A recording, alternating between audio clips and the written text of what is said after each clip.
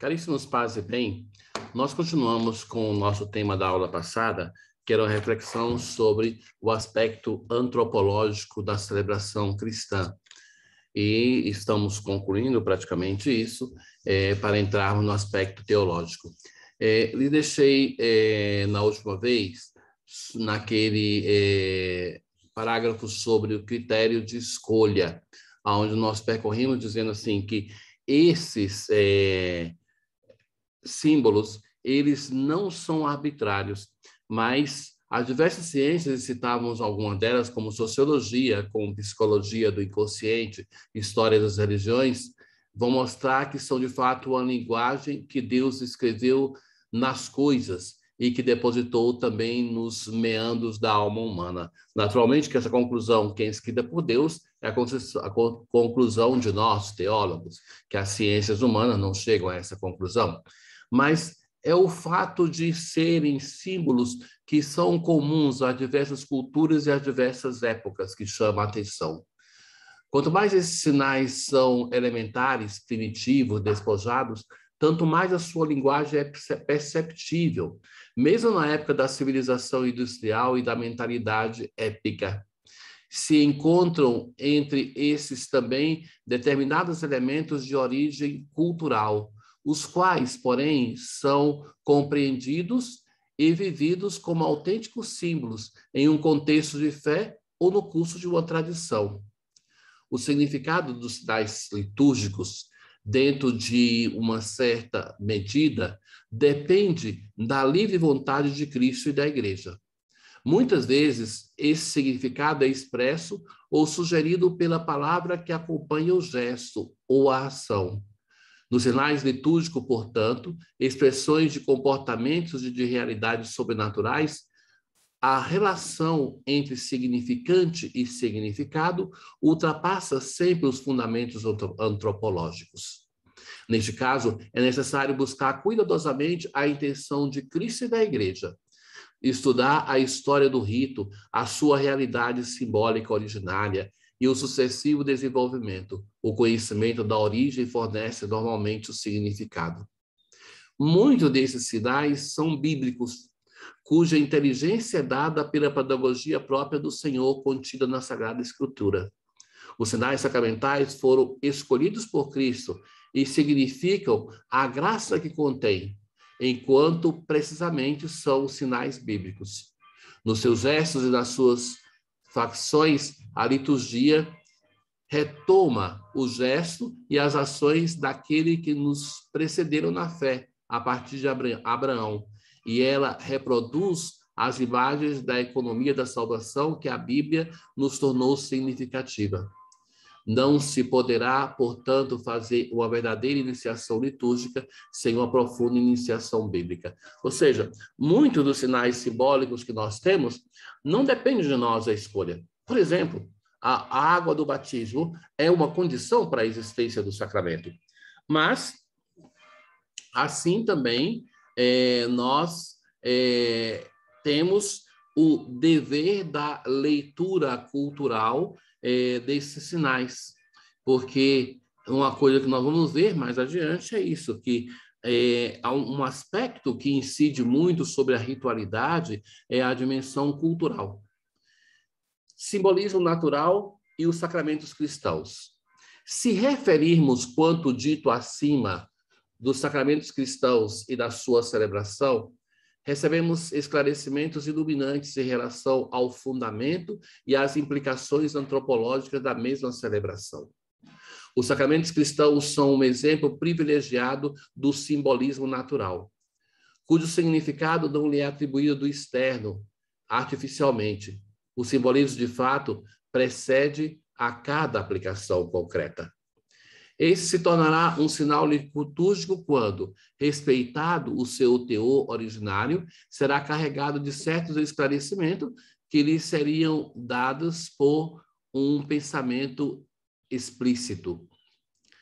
Quando os padres e os grandes escolásticos, a começar por Tomás de Aquino, ligavam os sacramentos cristãos à sua instituição feita por Cristo, não imaginavam que o rito da mastigação e da ablução antes da intervenção de Cristo, fosse uma ação profana, vazia de significado religioso, e a qual Jesus teria conferido esse significado em virtude de uma decisão totalmente arbitrária.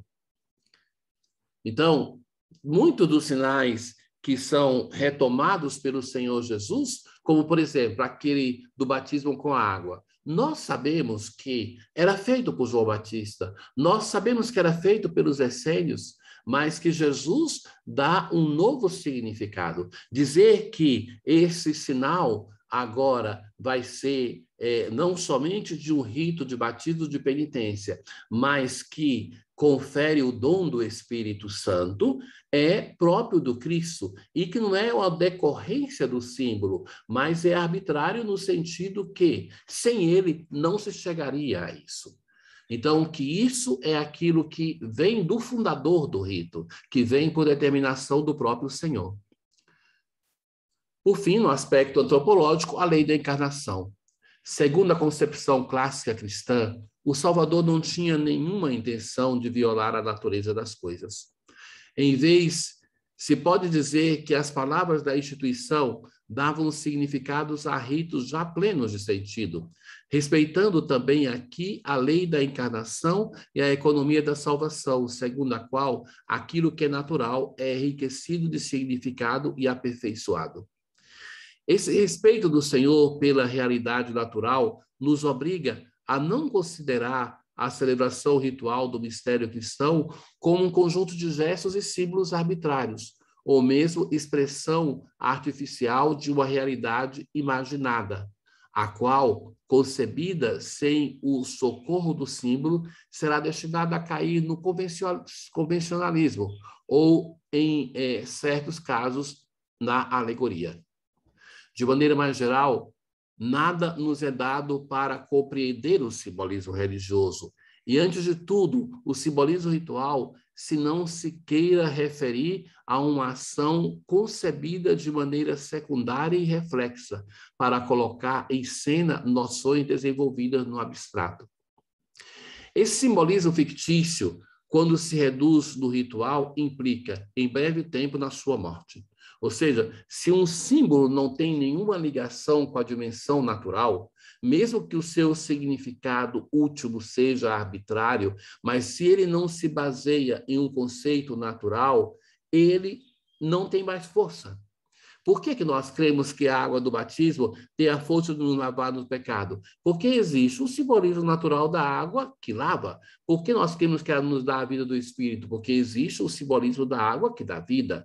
Se fosse totalmente arbitrário o símbolo, sem nenhuma base na natureza, ele se perderia, ele se acabaria. Esse simbolismo fictício, quando se introduz no ritual, implica, em breve tempo, na sua morte. A implica porque substitui as comunicações radicais do homem com Deus com a abreviação da realidade cósmica, da qual o próprio emerge. Uma comunicação fictícia do homem que desliza para a inteligência abstrata. O símbolo não se baseia em uma inteligência abstrata. O símbolo envolve tudo aquilo que nós somos como capacidade. Se ele for somente um conceito abstrato, forçado na natureza, ele perde a sua força. E isso acontece também quando o símbolo tem necessidade de muita explicação. Se você, na liturgia, começa a ter que explicar cada símbolo, a racionalizar sobre o símbolo, é sinal que o símbolo, que pode até ter ainda uma força comunicativa, ele está sendo destruído. E se tem necessidade de toda essa explicação, é porque a realidade simbólica já desapareceu. Fundamento teológico da celebração. Um campo mais fácil para o nosso estudo, porque nos é mais familiar. Mistério e rito cristão. Depois de ter traçado o fundamento antropológico, falemos do fundamento teológico da celebração. Nós sabemos que o rito cristão é ligado à encarnação do Verbo. Também, quando se usam as linguagens da ritualidade humana e religiosa mais ampla, esses encontram no interno do rito cristão ressonâncias determinantes e caracterizantes. Nesse sentido, os ritos cristãos não se podem reduzir a meras criações culturais, organizadas em torno a elementos como circunstâncias ocasionais externas. O rito cristão jorra, sobretudo, do mistério escondido nos séculos, envolto no silêncio dos séculos eternos, como disse uma bela expressão de Corbon. Tal mistério, do qual já falamos, escondido na criação, caminhou com os homens e se confiou aos nossos pais na fé, ao longo de todo o caminho das promessas, para manifestar-se na plenitude dos tempos, na kenosis do Verbo encarnado. Jesus, linguagem simbólica perfeita. Para os cristãos, portanto, o motivo fundamental dos sinais rituais é teológico. Jesus é a linguagem simbolicamente mais expressiva do amor de Deus pelo homem, da sua vizinhança e aliança com ele. Não somente, mas ele é também a linguagem do homem na sua resposta a Deus. Sendo verdadeiramente Deus, é Deus para os homens. Sendo verdadeiramente homem, é homem para Deus. Por isso, Cristo é chamado sacramento do encontro com Deus. Chamar Cristo de sacramento é uma linguagem própria do Concílio Vaticano II, que vocês vão ver isso na eclesiologia, na cristologia. Além disso, Jesus utilizou normalmente a linguagem dos gestos simbólicos no desenvolvimento do seu ministério e da sua ação salvífica, e deixou para a igreja a missão de fazer o mesmo. Então, Cristo é o sacramento do Pai, a igreja é o sacramento do Cristo, e os sacramentos são os sacramentos da igreja. Manifestação de Deus em Cristo. A celebração ritual é, na economia cristã, antes de tudo e sobretudo, o lugar no qual se manifesta em Cristo a vontade de Deus de entrar em relação com o homem. É este que dá ao homem a possibilidade de responder a Deus em regime simbólico. Nesse sentido, a liturgia se distingue de qualquer outra forma de culto existente na religião natural. Essa se serve de gestos exteriores, ritos de oração, de louvor e de súplica. Usa os objetos e as atitudes do culto natural, cujo aspecto antropológico não é para subvalorizar, como vimos, mas não pode ser confundida nem identificada com a atitude interior de veneração, mesmo se o exige como pressuposto humano, e nem mesmo com gestos rituais que tais atitudes querem exprimir. Ou seja, a fé cristã não é somente um sentimento interno, nem somente uma realidade ritual externa, mas que ela precisa desses dois elementos para se tornar fé. Ação divina no regime dos sinais. A liturgia não é, de fato, essencialmente, um puro ato de culto, concebido como ação humana em relação a Deus, mas é, sobretudo, presença da ação divina sob forma ritual. Em outras palavras, a liturgia cristã não é um complexo de ritos que, interpretando a atitude interior humana, que oferecer a Deus a adoração, mas é um regime de sinais que, inserido no mistério de Cristo, os singulares humanos deles faz tantos adoradores. Então, a liturgia não é somente ritos internos, mas é uma comunhão com o Cristo. É através do Cristo, que é mediador, que nós chegamos ao Pai. Portanto, também os gestos humanos de louvor, de adoração, de agradecimento, os símbolos e os sinais e as atitudes que o homem utiliza na liturgia cristã adquirem o seu significado em Cristo, por Cristo e com Cristo. A liturgia, nessa perspectiva, se torna a expressão da fé, isto é, daquela atitude com a qual, antes de tudo, se acolhe Deus como Salvador, como aquele que, no seu amor eterno, tem um plano de salvação para os homens. Sobre essa capacidade de exercício da fé que se faz acolhida do dom de Deus e que, através dos sinais e dos símbolos, atinge as soleiras do mistério, se medirá a eficácia e a verdade de cada celebração litúrgica. Em síntese, a função primordial do símbolo é aquela de manifestar, de revelar a presença de uma realidade que, nas circunstâncias concretas, não pode revelar-se, a não ser por meio de si mesma. O significado da verdade revelada do rito cristão é aquele da pessoa de Cristo, na sua encarnação e na sua sacramentalidade, que nos é manifestada numa escura luminosidade, porque é ainda coberta com o véu do mistério. A outra função estreitamente ligada à primeira é fazer participar o sujeito celebrante àquilo que é revelado. Liturgia celeste e liturgia terrestre. Não devemos esquecer esses aspectos teológicos fundamentais, dos quais brota uma profunda espiritualidade. Para compreender com quais sentimentos celebrar a liturgia. Na paixão, morte e ressurreição do Verbo, o mistério chega à sua plenitude e é eternamente celebrado por Cristo na sua ascensão diante do Pai. Assim se forma a igreja e se inauguram os tempos novos. A liturgia é, portanto, o rio da vida que jorra do trono de Deus e do Cordeiro, sinergia do Espírito e da esposa. Na igreja, a liturgia concebe, forma que gera o corpo de Cristo total. O Cristo total, recordem-se que é a expressão de Agostinho para falar de toda a igreja. O Cristo, cabeça da igreja, e os membros do seu corpo, o Cristo total.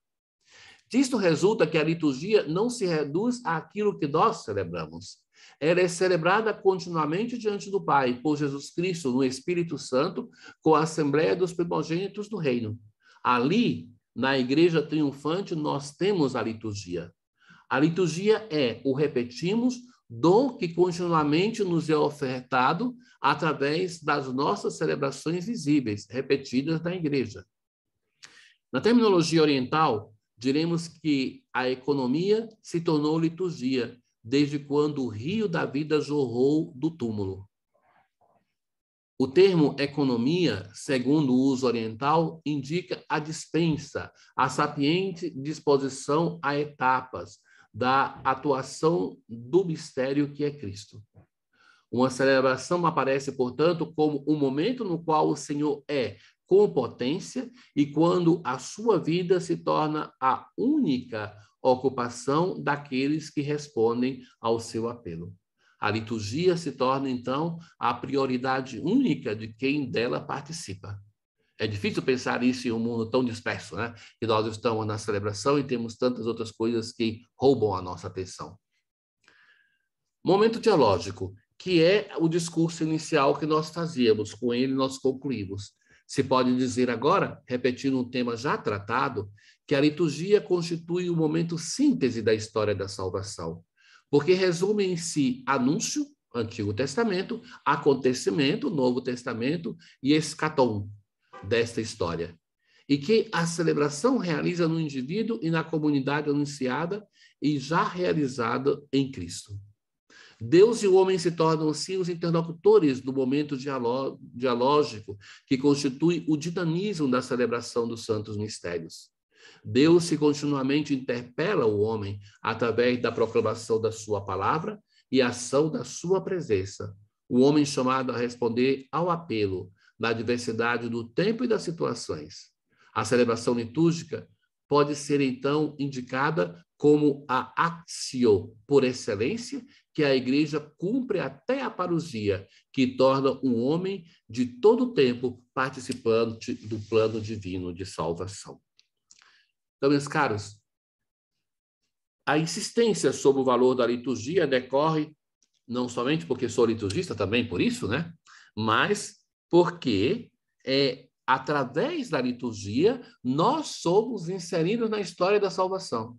Se no curso de Bíblia nós estudamos a história da salvação, se no curso de moral nós aplicamos essa história da nossa vida, e assim podemos falar das diversas ciências da teologia, mas na liturgia, não como disciplina teológica, mas como realização, nós nos tornamos participantes. A história da salvação entra e se encontra com a nossa história pessoal. Então, assim nós terminamos o capítulo que começamos na última vez. Uma boa continuação para todos vocês. Paz e bem.